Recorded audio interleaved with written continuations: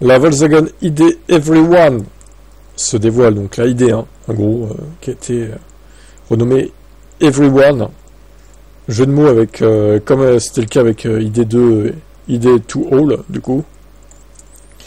Voyons les photos. Moi, il n'y a pas beaucoup de prise de risque sur le design, hein. C'est très consensuel, hein. Sachant que c'est un concept en plus, donc qui dit concept dit design osé. Mais qu'est-ce que ça va être alors, si c'est là c'est osé, qu'est-ce que ça va être la version de série? On peut se poser la question.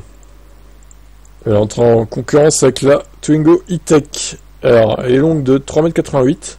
Elle se situera donc entre le récent Inster et la chic Mini Cooper.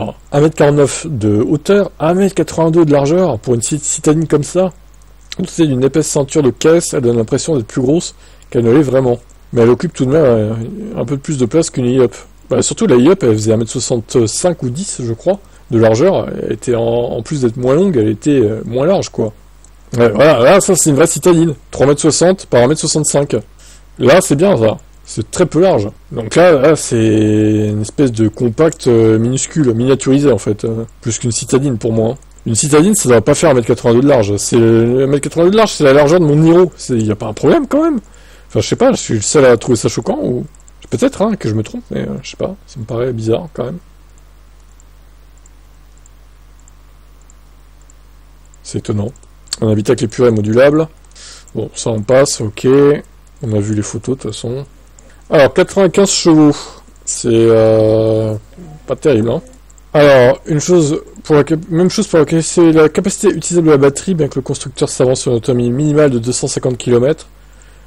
Sans préciser le cycle utilisé, pour comparaison, le Hyundai Inster promet 327 WLTP, avec une batterie de 42 kWh. Ouais, alors par contre, si c'est 250 km en cycle urbain, je meurs de rire en fait. Ça va être quoi en WLTP mixte 180 170? On est de retour en 2015, en 2015 en fait là. C'est un peu ça, non? Alors l'idée 2 sortira en 2025, l'idée 1 donc en 2026. Alors 2027 du coup, 2027, oh là là, ouais bon. Je suis pas hypé des masses hein, quand même. Hein. Autour des 20 000 euros, c'est même pas moins de 20 000, c'est autour, donc ça peut très bien être 20 500, 20 990. Pour quoi 250 km alors on va dire peut-être 300, mais bon, et encore, 300 ça sera peut-être la version long range, entre guillemets, au final, parce qu'il ne faudra pas faire d'ombre à l'ID2 non plus, qui sera un peu plus cher, donc elle aura plus d'autonomie forcément. Ouais, bon. Je suis pas sûr que ça va relancer vraiment les ventes de Volkswagen, un modèle pareil avec si peu d'autonomie. Après, on verra. Mais en 2027, il y aura encore plus de concurrence qu'il y a maintenant.